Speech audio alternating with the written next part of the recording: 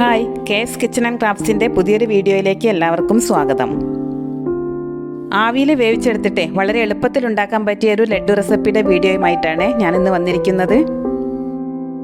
കടലമാവ് ആവിയിൽ വേവിച്ചിട്ട് പൊടിച്ചെടുത്തതിന് ശേഷമാണ് ഈ ലഡ്ഡു ഉണ്ടാക്കുന്നതെങ്കിലും ടേസ്റ്റിനൊട്ടും കുറവില്ല കേട്ടോ.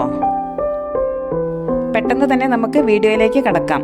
ഈ ഒരു ലഡ്ഡു ഉണ്ടാക്കിയെടുക്കുന്നതിന് ഞാനിവിടെ 1.5 ഗ്ലാസ് കടലപ്പൊടിയാണ് എടുത്തിരിക്കുന്നത്. പിന്നെ നമ്മൾക്ക് ഇതിലേക്ക് മധുരത്തിനാവശ്യമായ പഞ്ചസാര, കുറച്ച് മഞ്ഞൾപ്പൊടി, 4 ഏലക്ക പൊടിച്ചത്, ആവശ്യത്തിന് നെയ്യ്, കുറച്ച് ഉപ്പ്, ഇത്രയും സാധനങ്ങൾ കൂടി ആവശ്യമുണ്ടേ. ആദ്യം തന്നെ നമുക്ക് കടലപ്പൊടി ഒന്ന് നന്നായിട്ട് അരിച്ചെടുക്കാം. ഈ കടലപ്പൊടിയിൽ ധാരാളം കട്ടകളൊക്കെ ഉണ്ടായിരിക്കും, അപ്പോൾ അതൊന്ന് മാറിക്കിട്ടാൻ വേണ്ടിയിട്ടാണ് അരിച്ചെടുക്കണത്. അരിച്ചെടുത്ത കടലപ്പൊടി ഒരു ബൗളിലേക്ക് ഇട്ട് കൊടുക്കാം. ഇനി ഇതിലേക്ക് 1/4 ടീസ്പൂൺ മഞ്ഞൾപ്പൊടി കൂടി ചേർത്ത് കൊടുക്കുന്നുണ്ട്. ലഡ്ഡുവിന് നല്ലൊരു കളർ കിട്ടാൻ വേണ്ടിയിട്ടാണ് മഞ്ഞൾപ്പൊടി ചേർത്ത് കൊടുക്കുന്നത്. ഇനി നിങ്ങളുടെ കയ്യിൽ മഞ്ഞ ഫുഡ് കളർ ഉണ്ടെങ്കിൽ അത് ചേർത്താലും മതി. ഈ കടലപ്പൊടിയിലേക്ക് 1/4 ടീസ്പൂൺ ഉപ്പും കുറച്ച് വെള്ളവും ചേർത്തിട്ട് നന്നായിട്ടൊന്ന് മിക്സ് ചെയ്തെടുക്കാം. കുറേശ്ശെ വെള്ളം ചേർത്തിട്ട് മിക്സ് ചെയ്തെടുത്താൽ മതിയേ. കടലമാവ് അത്യാവശ്യം തിക്കായിട്ടാണ് നമ്മൾക്ക് കിട്ടേണ്ടത്.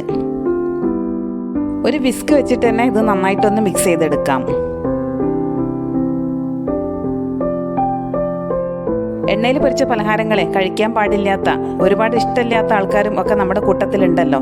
അപ്പോൾ അങ്ങനെയുള്ള ആൾക്കാർക്കൊക്കെ ഈ ഒരു രീതി ട്രൈ ചെയ്ത് നോക്കാം. ഞാൻ ഈ വീഡിയോയിൽ കാണിക്കുന്ന ഈ ഒരു കൺസിസ്റ്റൻസിയിലാണ് കേട്ടോ മാവ് കിട്ടേണ്ടത്. ഇനി ഒരു സ്റ്റീൽ പ്ലേറ്റ് എടുത്തതിന് ശേഷം അതിലേക്ക് കുറച്ച് ഓയിൽ പുരട്ടി കൊടുക്കാം. നമ്മൾ കലക്കി വെച്ച മാവ് ഈ പ്ലേറ്റിലേക്ക് ഒഴിച്ചതിന് ശേഷം ഇതൊന്ന് ആവിയിൽ വേവിച്ചെടുക്കണം. ഞാനൊരു അപ്പച്ചമ്പിൽ വെള്ളം തിളപ്പിക്കാൻ വെച്ചിട്ടുണ്ട്. വെള്ളം നന്നായിട്ട് തിളച്ച് വന്നതിന് ശേഷം ഒരു തട്ട് വെച്ച് കൊടുക്കാം. അതിലേക്ക് നമ്മൾ നേരത്തെ മാവ് ഒഴിച്ചു വെച്ച പ്ലേറ്റ് ഇറക്കി വെക്കാം.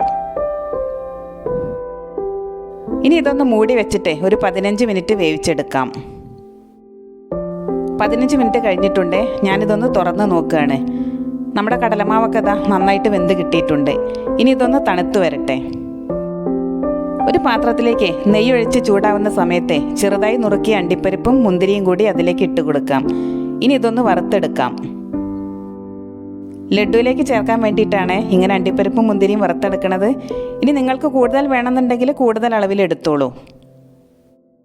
അപ്പോഴേക്കും നമ്മൾ നേരത്തെ വേവിച്ച് വെച്ച കടലമാവ് നന്നായിട്ടൊന്ന് തണുത്ത് വന്നിട്ടുണ്ട്. ഇനി ഇത് ചെറിയ പീസായിട്ട് കട്ട് ചെയ്തെടുക്കാം. അതിനുശേഷം നമ്മളിത് മിക്സിയുടെ ജാറിലേക്ക് ഇട്ടിട്ട് കുറേശ്ശെയായിട്ട് പൊടിച്ചെടുക്കുകയാണ് ചെയ്യുന്നത്. 4-5 പീസസ് വീതം മിക്സിയുടെ ചെറിയ ജാറിലേക്ക് ഇട്ടിട്ട് നന്നായിട്ടൊന്ന് പൊടിച്ചെടുക്കാം. അപ്പം നമ്മൾ ആവിയിൽ വേവിച്ച കടലമാവിൻ്റെ മിക്സ് ഞാൻ നന്നായിട്ടൊന്ന് പൊടിച്ചെടുത്തിട്ടുണ്ട്.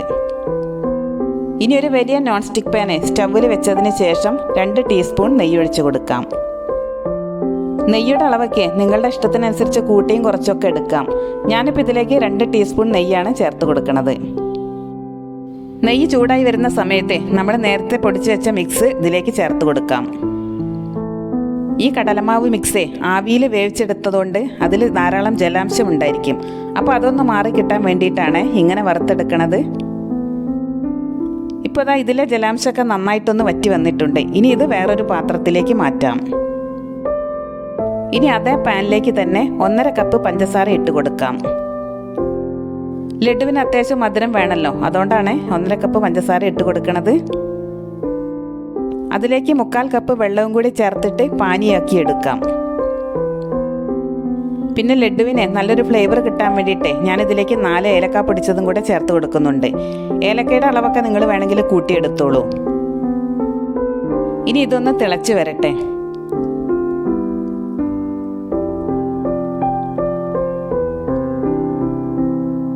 ഇപ്പോൾ പാനിയൊക്കെ നന്നായിട്ടൊന്ന് തിളച്ച് വന്നിട്ടുണ്ട്. ഞാൻ ഈ വീഡിയോയിൽ കാണിക്കുന്ന ഈ ഒരു പരുവത്തിൽ പാനിയാകുന്ന സമയത്ത് അതിലേക്ക് നമ്മൾ നേരത്തെ പൊടിച്ച് വെച്ച മിക്സ് ചേർത്ത് കൊടുക്കാം. ഫ്ലെയിം നന്നായിട്ട് കുറച്ച് വെച്ചതിന് ശേഷമാണ് നമ്മൾ ബാക്കി കാര്യങ്ങൾ ചെയ്തെടുക്കുന്നത്.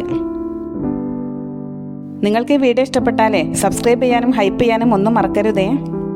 അതോടൊപ്പം തന്നെ തൊട്ടടുത്തുള്ള ബെല്ലൈക്കൺ കൂടി ഒന്ന് പ്രസ് ചെയ്യൂട്ടോ. എന്നാലേ നമ്മുടെ ചാനലിൽ പബ്ലിഷ് ചെയ്യുന്ന പുതിയ പുതിയ വീഡിയോസിൻ്റെ നോട്ടിഫിക്കേഷൻ നിങ്ങൾക്ക് കിട്ടുകയുള്ളൂ. ഈ ചാനലിലെ മുൻപത്തെ വീഡിയോസ് കാണാനേ നിങ്ങൾ പ്ലേലിസ്റ്റ് ഒന്ന് ചെക്ക് ചെയ്താലും മതി. പിന്നെ ഉണ്ടാക്കി നോക്കിയിട്ടേ വീഡിയോ ഇഷ്ടപ്പെട്ടാൽ നിങ്ങളുടെ ഫ്രണ്ട്സിനും റിലേറ്റീവ്സിനും ഒക്കെ ഒന്ന് ഷെയർ ചെയ്ത് കൊടുക്കാനും മറക്കണ്ട കേട്ടോ. മിക്സ് പഞ്ചസാര പാനിയിൽ ചേർത്തതിന് ശേഷം നന്നായിട്ടൊന്ന് ഇളക്കി യോജിപ്പിച്ചെടുക്കാം. പാനിൽ നിന്ന് വിട്ടുവരുന്ന ഈ ഒരു പരുവമാകുമ്പോൾ സ്റ്റവ് ഓഫ് ചെയ്യാം. ഇനി ഇത് ചെറുതായിട്ടൊന്ന് തണുത്ത് വരട്ടെ. കയ്യിൽ കുറച്ച് ഓയിലോ നെയ്യോ പുരട്ടിയതിന് ശേഷം ലഡുവിൻ്റെ വലുപ്പത്തിൽ ബോൾസ് ആക്കി എടുക്കാം. 1-2 മുന്തിരി മുകളിൽ വെച്ചിട്ട് ഉരുട്ടിയെടുക്കുകയാണെങ്കിൽ ലഡു കാണാനും നല്ലൊരു ഭംഗിയുണ്ടാകും. ഞാനിതാ ലഡു എല്ലാം ഉരുട്ടിയെടുത്തിട്ടുണ്ട്. നിങ്ങളെല്ലാവരും തീർച്ചയായിട്ടും ഈ ഒരു രീതിയിൽ ലഡു തയ്യാറാക്കി നോക്കൂട്ടോ. സൂപ്പർ ടേസ്റ്റാണ്. അപ്പോൾ ഇത് ഉണ്ടാക്കുന്ന ദിവസേ കഴിക്കാൻ ആവശ്യമുള്ളത് എടുത്തതിന് ശേഷം ബാക്കി വരുന്ന ലഡു ഫ്രിഡ്ജിൽ സൂക്ഷിക്കുകയാണ് നല്ലത്. അപ്പം നമ്മളെ വ്യത്യസ്തമായ രീതിയിൽ ആവിയിൽ വേവിച്ചുണ്ടാക്കിയെടുത്ത നമ്മുടെ ലഡു ഒക്കെ ഇതാ ഇവിടെ റെഡി ആയിട്ടുണ്ട്. ഇനി ഞാനിതൊന്ന് മുറിച്ച് കാണിക്കാം. വീഡിയോ ഇഷ്ടപ്പെട്ടാൽ സപ്പോർട്ട് ചെയ്യാൻ മറക്കരുതേ. പുതിയൊരു റെസിപ്പിയുമായി ഇനി നമുക്ക് അടുത്ത വീഡിയോയിൽ കാണാം.